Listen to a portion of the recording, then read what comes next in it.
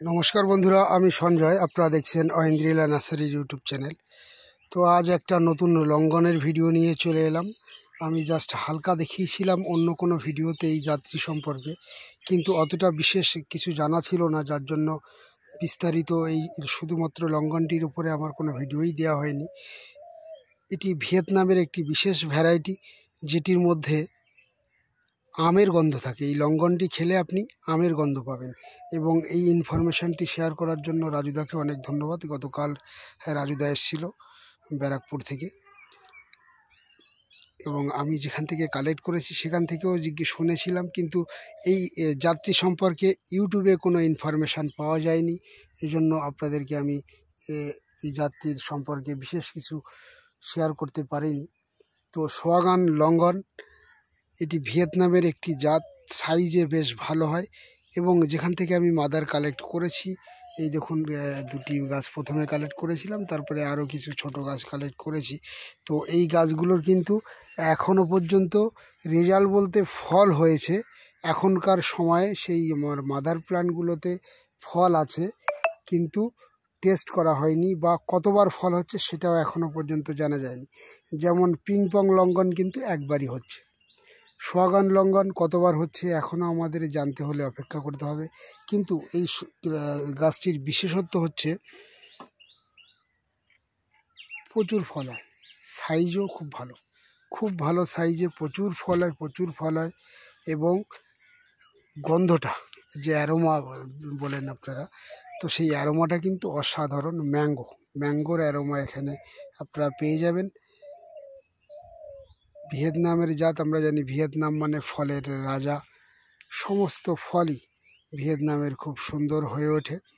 আমাদের এখানে ভিয়েতনামের সমস্ত জাতগুলোই ভালো হচ্ছে, যার জন্য এই সোয়াগান লঙ্ঘনটি আপনারা যারা ছাদ বাগানের জন্য লঙ্ঘন করতে চাইছেন অবশ্যই কালেক্ট করতে পারেন। কেননা বর্তমান সময়ের কিন্তু লঙ্ঘনের চাহিদা সব থেকে বেশি।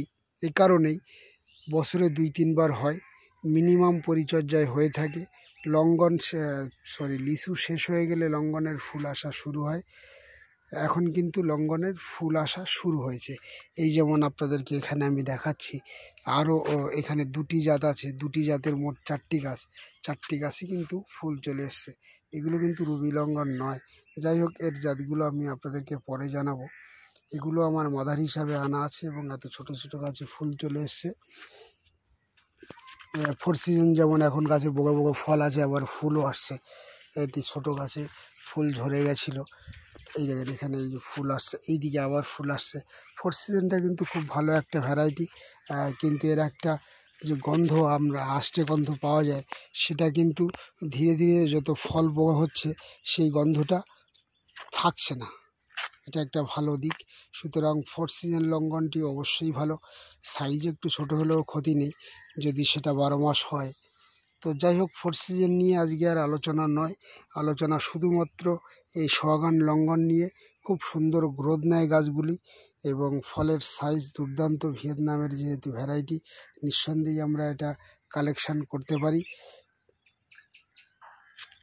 সোয়াগান লঙ্ঘন সম্পর্কে এর বিশেষ কিছু আর জানা নেই।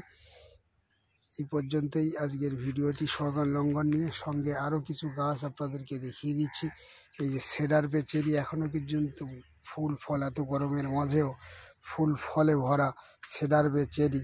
যদিও এই চেরিটা এখনও খাওয়ার মতো হয়ে ওঠেনি, তবুও জাস্ট আমি একবার অনেক দিন বাদেই সেডার চেরি, আগেও বলেছি আহামরি খেতে কিছু নয়, কিন্তু এই সেডার চেরিতে কিন্তু মিনারেল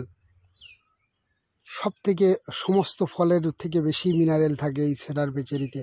সুতরাং মিনারেল একটা খুব এসেনশিয়াল জিনিস আমাদের শরীরের পক্ষে। সেজন্যই সেডার চেরিটা আপনারা কালেকশান করতে পারেন, যেহেতু 12 মাস হচ্ছে, খেতেও মোটামুটি, এবং হিউজ পরিমাণে মিনারেল আছে। সেজন্য আপনারা এই সেডার চেরিটি ছাদ বাগানের জন্য খুবই উত্তম একটি গাছ, অবশ্যই সংগ্রহে রাখতে পারেন। এখন যখন ভিডিও করছি তখন সময় 1:30 বাজে। এখন আরও একবার জল দিতে হবে। সকালের দিকে যে গাছগুলো জল দেওয়া হয়েছিল একটু টান হয়ে গেছে। মানে সারাদিন নার্সারি নিয়েই পড়ে থাকি, অন্য কোনো দিকে সময় একেবারেই নষ্ট করি না। বুঝতেই পারছেন, আপনাদেরকে সব ধরনের সার্ভিস দেওয়ার জন্য ঐন্দ্রিলা নার্সারি একেবারেই রেডি। তো বন্ধুরা, ভিডিওটি এখানেই শেষ করব। শেষ করার আগে প্রতিদিনের মতো লাইক, শেয়ার এবং সাবস্ক্রাইব করতে ভুলবেন না। নমস্কার।